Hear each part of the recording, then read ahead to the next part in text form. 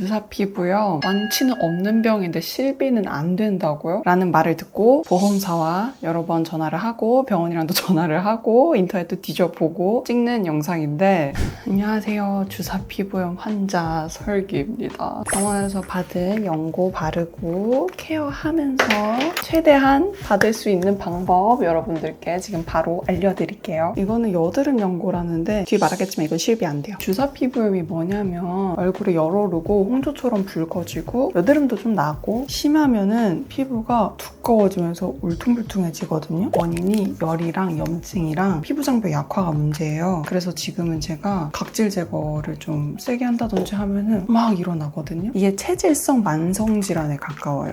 얘는 수란트라라고 주사 피부염에 많이 쓰는 연고인데 원앙충 죽이는, 그래서 비디 쓸 때 쓰면 안 돼서 자기 전에 바르라고 하는데 만성질환이다 보니까 초기 대응이 정말 중요해요. 얼마 전에 영상 올렸던 거에 홍조가 다시 심해지고 있다 하면서 영상 올린 게 피부가 좀 이상한 거예요. 이 부분이 피부가 좀씩 두꺼워지는 거야. 이상하잖아요. 주사 피부염이라는 걸 주워 들은 적이 있었거든요.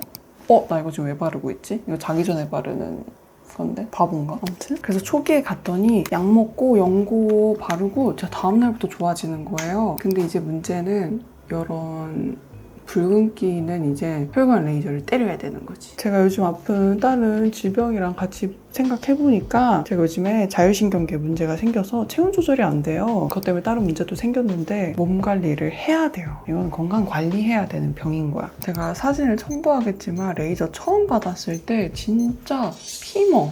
일단 치료 효과, 치료되냐 안 되냐에 대해서 먼저 설명드리자면 저는 초기에 가서 금방 낫는 분위기예요. 대신 이렇게 멍드는 혈관 레이저 처음 받아보거든요. 저 지금까지 홍조 레이저, 제네시스도 받아보고 이거저거 다양하게 받아봤는데 약한 것만 받아보다가 이건 질병이니까 세게 받는 멍드는 걸 받은 거잖아요. 조금 당황스러워. 멍이 이렇게 세게 들 줄 몰랐어. 진짜 깜짝 놀랐거든요. 이게 주사 피부염이 울긋불긋 면포성 여드름이 생겨요. 사람마다 다르겠지만 저는 이렇게 해서 면포성 여드름이 엄청 났었는데 그거 다 터뜨렸거든요. 그게 흉으로 남으면 안 되잖아요. 자외선 차단 잘해줘야 되고 멜라닌 색소 잘 케어해야 하기 때문에 멍만 이제 관리하면 돼. 아직 약속 때문에 나가봐야 되는데. 하고 이거는 병원에서 준 건데 비타민 K3가 멍에 좋대요. 그래서 이 재생 연고 주셨거든요. 요즘에는 수분크림 대신 이거 발라. 자, 이제 실비를 말씀드리자면 실비는 거의 안 됩니다. 자기가 가입한 실손보험의 약관을 확인해야 돼요. 저는 우체국보험인데 우체국보험 어플이 있어서 거기서 제가 가입한 보험상품의 약관을 볼 수가 있거든요. 거기서 확인을 했고 주사 피부염은 치료가 약관에서 보장이 되는데 주사비, 즉 딸기코, 주사에다가 코 B자를 써서 주사비, 그거는 제외라고 써있어요. 그건 미용으로 취급하나 봐. 네! 안녕하세요. 선물 받았는데 애들 아토피에 좋다 그래가지고 안녕히 계세요. 일단 공부하고 병원에 가야 돼요. 왜냐면 병원마다 선생님이 또 잘 모르실 수도 있거든요. 저 메모도 보면서 얘기할게요. 진료비, 먹는 약, 수란트라 같은 연고, 그리고 레이저 치료 이렇게 돈이 나가는데 실비가 되는 거는 진료비랑 수란트라 같은 연고, 그리고 안 되는 류는 먹는 약이랑 레이저인데 여기는 일반 여드름이 좀 분포해 있고 이렇게 해서 주사 피부염이 이렇게 있는 거라 했거든요. 그래서 두 가지 다 진료를 본 거예요. 아까 보셨다시피 수란트라 크림 외에도 이 여드름에 좋다는 다크린 이것도 받았잖아요. 먹는 약에도 여드름에 좋다는 항생제도 들어있고 하다 보니까 여드름은 절대 보장하지 않는데요. 실손에서. 그래서 저는 먹는 약 제외하고 진료비랑 얘만 가능하다는 안내를 받았고요. 레이저도 홍조 치료의 경우에는 미용으로 간주한대요. 염증 치료가 아니기 때문에 이거를 받았다 안 받았다 말도 분분하고 받을 수 있었는데 뭐 바뀌었다고 말이 정말 분분한데 제가 간단하게 간략하게 빠르게 설명을 드릴게요.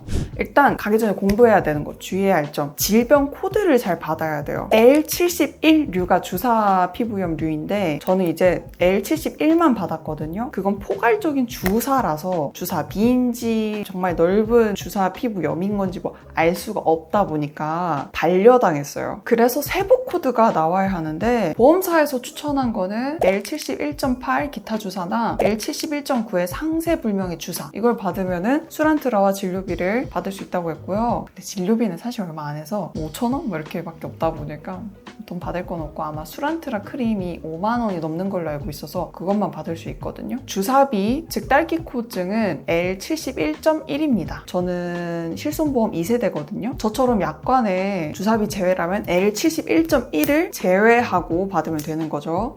일단 저는 반려당했지만 받았다는 분들도 있어서 이거를 서치까지 다 해보고 알아보고 보험사랑도 얘기해보고 정리해본 결과, 레이저와 같은 비급여는 법정 비급여와 임의 비급여가 있습니다. 법정 비급여는 나라에서 인증한 거고, 임의 비급여는 효과를 잘 모르겠다, 인정 안 해주겠다, 그런 비급여인데, 법정 비급여면 신청 가능할 수도 있어요. 그리고 의사의 소견서도 필요할 수도 있어요. 소견서가 또 중요할 수도 있더라고요. 예를 들어서 제가 재생연고를 처방을 받았어요. 근데 그걸 생짜로 가져오면은 보험비를 받을 수가 없고요. 진료 중에 의사가 그걸 까서 얼굴에 도포해서 치료를 했다라는 소견서나 아니면 세부 내역서에 그런 문장이 한 문장이라도 들어가 있어야 이 재생연고도 보장을 받을 수가 있거든요. 그래서 소견서가 반려당한 다음에 다시 이렇게 보충해서 다시 제출할 때 필요할 수도 있습니다. 그리고 제가 보험사에 물어본 결과 세부 내역서라고 하는 진료비 세부 산정 내역에서 EDI 수가 코드가 나오는 시술이면 가능할 수도 있다고 했는데, 다니는 피부과에 제가 이미 시술 끝났잖아요. 이게 EDI 수가 코드를 입력해 주시면 안 되냐, 그냥 홍조 치료했다라고만 써주셨다라고 여쭤보니까 제가 받은 혈관 레이저는 수가 코드가 없다고 하시더라고요. 그래서 전 레이저 못 받았습니다. 레이저 15만 원이었거든요. 그냥 날아갔어요. 근데 대학병원 다니신 분들은 거기서 받는 비급여 시술은 법정 비급여일 가능성이 높대요. 그래서 실비 적용됐다는 후기도 많습니다. 특히 제가 일반 병원 갔을 때는 제 환자 구분이, 저는 일반인데 제가 대학병원에서 진료를 받으면은 환자 코드를 보험으로 찍힌대요. 그래서 이런 차이 때문에 대학병원도 보장해주는 걸 수도 있고, 어쨌든 전 심하진 않다 보니까 대학병원까지는 안 가서 모르겠고, 정말 심하시다면은 대학병원 알아봐서 주사피부염 진료 보시는 선생님 찾아가지고 한번 알아보시는 거 추천드립니다.